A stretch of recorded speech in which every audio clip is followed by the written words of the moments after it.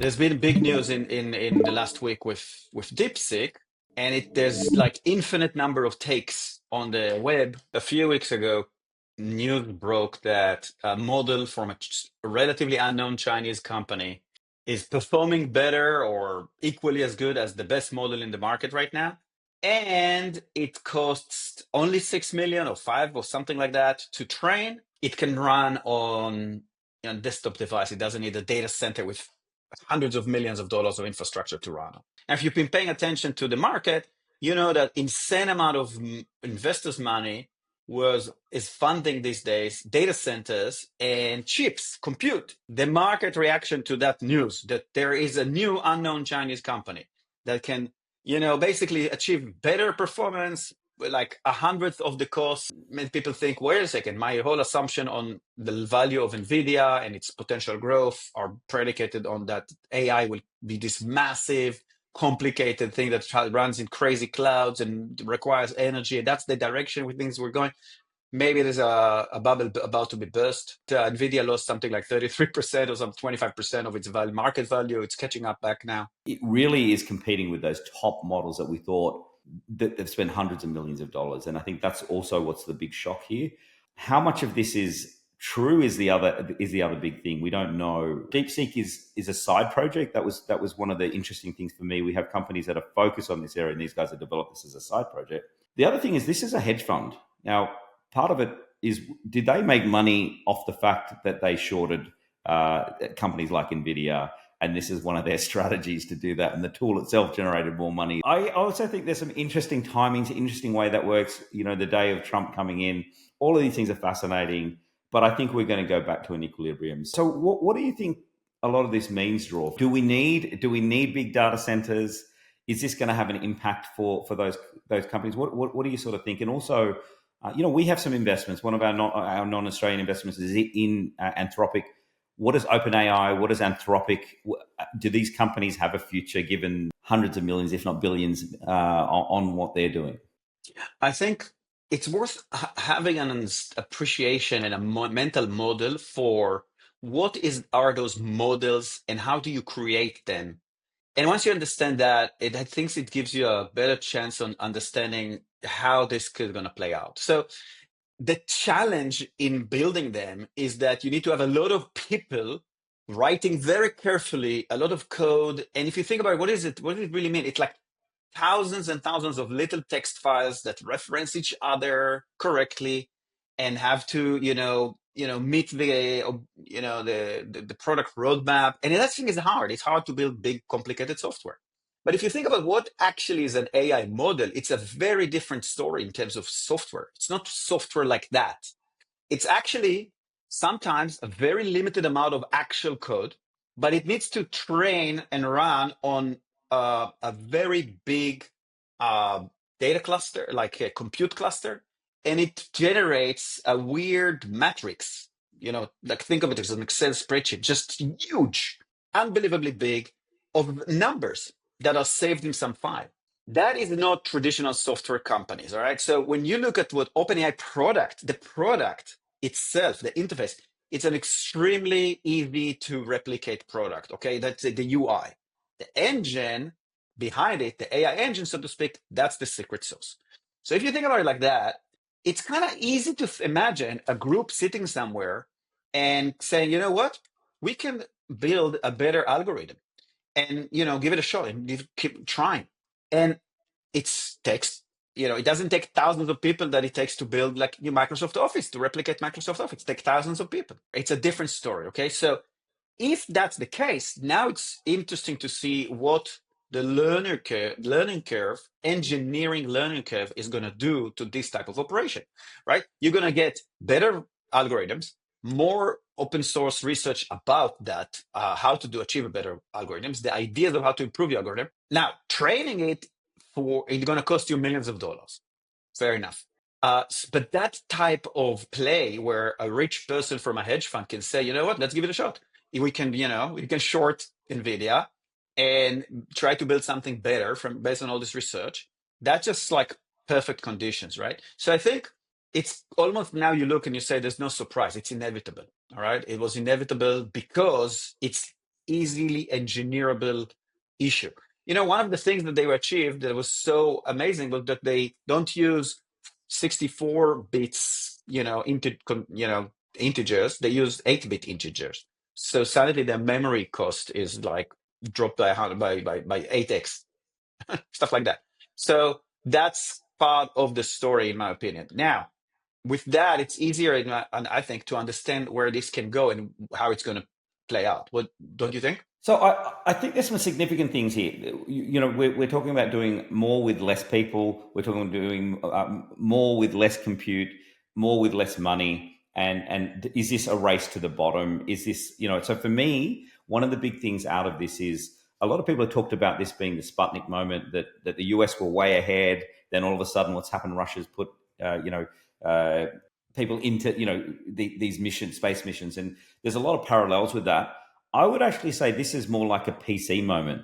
And for me, it means when we used to have mainframes and everything was developed on those big computers and it was only large companies that had access to them. I believe this is the significance of this isn't DeepSeek itself, but the methodology. And we've talked about this before. Is the future this large models or these small models? We're talking about smaller models that are more niche, that are focused. And I think this is what this has shown as well, that these smaller models can be really powerful. But also, to me, what this means is we're going to have a lot more people creating in the AI space, creating solutions off the back of that. And it's open to anyone around the world that can just put this on their device. And then we're going to get down to the devices not just being computers, but even phones. And we've talked about watches, and this is going to proliferate. And so I'm really excited what the implications are for investors. There's going to be not necessarily one big winner takes all of the bigger companies. I think there'll be lots of smaller companies that are going to have really great opportunities. And so I feel for investors who understand what's going on in this space, this is a great time. Do you think, there's this endless discussion about the moat in AI? What's your take about how this changed our thinking about where is the actual moat in AI, in AI startups and AI model providers and infrastructure providers and so forth? You've talked about Jevons paradox, which I think your mates are all stealing off you. I'm going to give you some credit. A while back, you were talking about this. Everybody's trying to outspend each other in a way of creating a financial moat. The enemy of financial moat is technical breakthrough. Around what happens. I think this whole thing is going to mean we're creating an industry that is just growing, and this implication of this is a growing market. And I think everyone, including the larger model providers, will still benefit. So if you look at how they've created this model, they've essentially distilled this off a larger model. So without the larger model, you would not have DeepSeek. I think ironically, OpenAI has taken everyone else's data and created what they have. Now DeepSeek's done the same thing to them. So, once again, I think it's one of those things. Who would have thought that a Chinese company can come and make something cheaper than? Why wouldn't they? What's the thing? Why wouldn't they? The thinking was in the political echelon and the tech leadership of Silicon Valley was that the moat here is no one had a good explanation of why wouldn't they. It's just like, if we deny them the chips, then that would, slow them down. Because you can't deny them the knowledge of how to create an algorithm. That's just impossible. Okay, an algorithm is it's a recipe of how to do something. Okay, you can't trade. It's very difficult to to secure that. That's know-how. But I think that the idea that if we deny them the chip, they will slow them down. It's predicated on the assumption that in order to do AI models, you need the best, most expensive, most complicated chips, which is actually an software optimization problem. No? Yeah, I think what's ironic in this is that using trade as a tool, like to create barriers by not selling chips, has actually made people. I think constraints often build great solutions, and the constraint here has meant they've bypassed. One of NVIDIA's big advantages was CUDA, being able to use that software to be able to use that. They bypass that. I think that's one of the big things in this, that people didn't really think they could go to that lower level and create solutions off the back of it. So, like I say, so if we take a step back and we go, what are the implications? Do you think this is going to change the way we are the trajectory on where we're headed as in the AI space? 100%. Look, I guess just the assumption that animated up to a month ago, a lot of investment, a lot of product technology roadmaps, is that we will have this big, data centers sitting next to nuclear reactors, and they will need like infinite amount of money to run AI data centers, and we will chuck it through API in, to every product and service out there. And basically, it's the replication of the, whatever cloud was, the software layer on which you build, AI layer, new providers. That's the game. So you see the Amazon coming up. How many cloud providers are there? 4 or 5, if you get generous, you get to 10. I think that's a little bit, I think that assumption isn't still holding. It's predicated on the scarcity.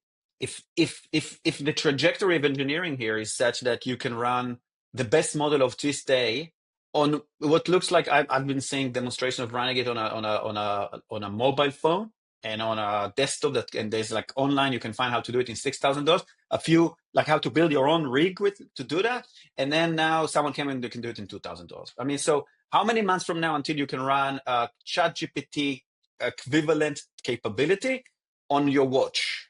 I mean, it's engineerable away. It's not like unthinkable. It's not like a problem that is not, would be technically, physically impossible. It's a software engineering challenge. It's massively changing the assumptions we have, right? So if I'm a startup and I feel like running my own model instead of paying someone to do it, I can.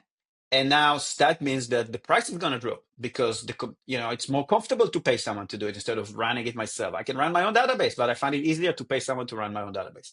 So that's going to be a race to the bottom type in the infrastructure layer. So they will start to have to innovate and making it, not just about the model. And that's, I think, where the direction is, right? So they have to, invest in their application layer. It's, and you see that it happened before, right? Google was started as just search, but they had to build all these tools now, Google Docs and infinite products that you can see, Google Suite for offices, that they had to build on top of their cloud search capability, because that's what the industry, that was what was required for them to keep competing. That's my take currently. What's yours? Yeah, so I think look, there's the big providers. So we talk about OpenAI, Anthropic, Gemini.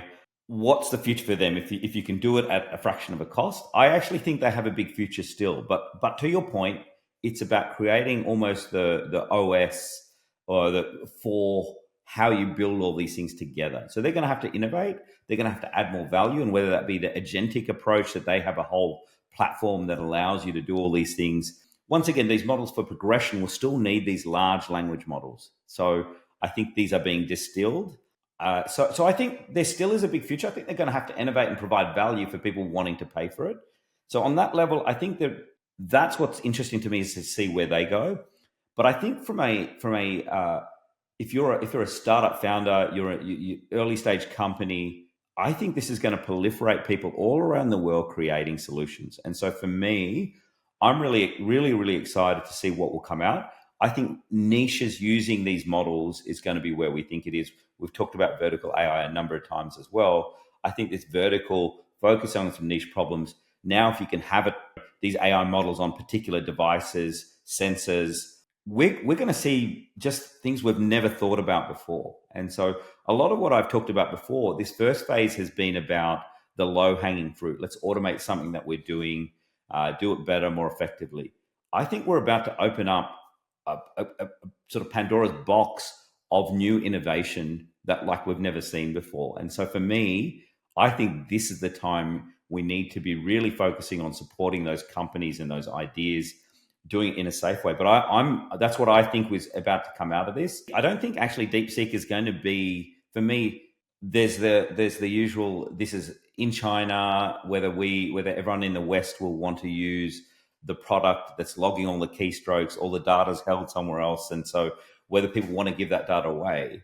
But I think the dark horse, and I've said this for some time, is Meta, who are already pursuing this open source, smaller models, their Llama models. I think they've been, outplayed a bit here, but I think obviously they're really trying to. I'll be just interested to see what they do next and what their next iteration of their products. And they want to own this space. I think that's been their play for a while. So I think that to me is what's going to be interesting. I think those kind of models here will be the ones that will take over. Look, I think the story is not really DeepSeek here. I think the story is that at the end of the day, the AI development is really decentralizing, and the cost barriers are falling, and they're falling fast. 100%. I wanna talk about like what's going to happen to cloud computing, cost usage, and AI usage, and that's we mentioned earlier about the Jevons paradox. It's briefly worth, maybe talking what it means. So you got this tweet by Satya Nadella of Microsoft CEO. Jevons paradox strikes again. As AI gets more efficient and accessible, we will see its use skyrocketed, turning it into a commodity we just can't get enough of. Now, the paradox was it's really at the heart of discussions around climate change these days as well, right? Back in the 1800s, um, there was a phenomena where this guy, English economist William Stanley Jevons, observed that technological improvements that increased the efficiency of coal use led to the increased consumption of coal as opposed to the opposite. So if you think about coal use in the 1800s, it goes to engines that move trains around, and now someone comes with a better engine. So is that going to mean that we're going to need less coal? No, we were selling more engines. So the net use of coal was actually growing. And that was like the name, the Jevons paradox. So if you think that this means less compute will be needed because we can run them on phones and whatever, I just don't think that's going to how the way it's going to play out. History suggests that in fact we're just going to have so much more AI that the amount of compute and data center and so forth and cloud computing. Of course, this guy is trying to talk from the point of view of appeasing his investors, public investors, on the use of Azure. I buy the argument; it makes sense to me. Yeah, I mean that's what I've, in some senses, just finished sort of saying. It's going to proliferate everywhere, and I think that's what's exciting for us. I think for the average person, they have the capabilities and amazing tools in their pocket if they want to use it.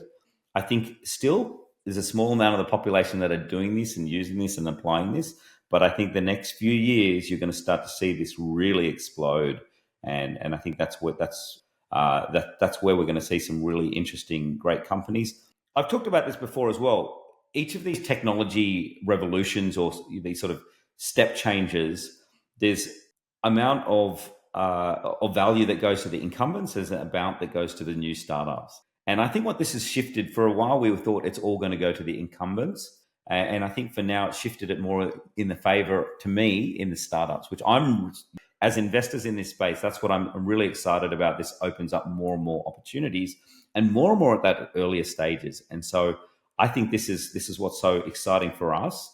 And I think 2025 is going to be a really interesting year. I think when before this happened and we were going to talk about this is the first time we're really talking this year. I was thinking around the agentic and vertical AI agentic approach that's going to happen. I think with these tools, it's just going to push this forward even quicker, and combining these models to talk using this agentic approach is going to be really, really interesting. There's a post about it by the CEO of Books that talks about how commoditization in the infrastructure layer kind of leads to more value to be accrued in the application layer. What he means by that is like, look, if you can switch providers on your cloud, so you need to so that's not where you should put your effort. Like you can't differentiate on that, right? People don't differentiate on the type of database they use. They differentiate on the value of the features that the customers. So now you can't just differentiate on your AI or your smart software application. You need to differentiate on something else. So he's making this mental model, like more engineering work, more software that you need to build on top of your model, the more moat you have and the more value you may have, because the AI is kind of eating away at the code you're writing, right? Because it's getting smarter all the time. And I think that this kind of it paints a picture of where startups needs to be headed towards. We saw a lot of examples of startups that At the end of the day, it's some sort of enterprise application. And there's basically a chat box that is powered by AI, and you can ask it a question. It still remains that you need to know what you need to ask. I know it's still, and then I've seen examples in the regulation space when you have to say, listen, I want to build a house, I live there, I live here, and then my question is, what do I need to do? You still need to know a little bit in order to formulate your question. Okay, it's not exactly yet super easy to use. And you can start see how making it much more easy to use is along the line of an interview with an agent, an AI agent, or yeah, how can I help you? What do you need to do here? As opposed to me telling it what I need to do, and here's my context and here's my information. So that's that. And then it's like you can say, okay, well, everybody's going to have that, so it's going to be commoditizing those AI agents. So what's going to be next? And the answer is that, well, you need to find a way to defend your business. So you better find a way to make your particular use case better. And it can't just be because you implemented AI or agents. It has to be something more, right? So that's kind of what we talk about the application there. Some unique thing you have about the problem space or how to get to the customers or the integration with customers' legacy issues that is non-trivial. That's kind of where moats in the early stage of startup company, at least in the vertical AI or, as we call it, are going to be found. That's kind of the current take. Do you agree? Yeah, 100%. I think this is shifting that value to there. I think it's just how how you can really focus on something unique when everyone is going to be doing this. So I think you're going to really have to. I think to me the unique thing will happen is the new business processes that'll come out of this ability to have AI everywhere and combining this across. Just to me, it's just so mind-blowing what can start to happen when we combine the sensors and data and give an example of something that excites you. Yeah, okay. Let's have a little think about that. So I think from a health point of view, we can start to have more and more real-time tracking, and if we can start to combine that with robotics or custom application of reacting to your own body. Whether it be around what you should be eating, what you should be doing, and even putting nutrients into your body as you need it, based on each individual's, what they're doing. I'm just thinking of that just straight off. Is that in terms of health, in terms of being able to react and to be able to kind of understand how that works? I think in terms of let's think about this in terms of I think any industry. I just really feel being able to apply this and be less reactive and more proactive. I think having AI models on the edge in devices, and we start to look at robotics, is going to change the way almost every manufacturing will work. I think in terms of even around our homes, I think we're going to start to see a lot of these things embedded and when we start to see things communicating a bit better, I think the vision of IoT and robotics, I think, will start to come into play as well. Let's take a step back. I've got a question for you. So generally speaking, do you think DeepSeek is a good, positive development? 100%. I think what it's done is it's going to progress us forward a lot quicker, and it's opening up the market to more people. Now, the question is, how do people like OpenAI, Anthropic, and those guys compete when you can get comparative versions of what they're doing for zip for very little? And so does that blow their businesses out of the water? Or what does it mean for them? And we sort of touched on that a bit, but I think they still have business, but they've got to work for it a bit more now. They just don't have an open slather on it. So I think we're going to have to see innovation. We've seen innovation from them.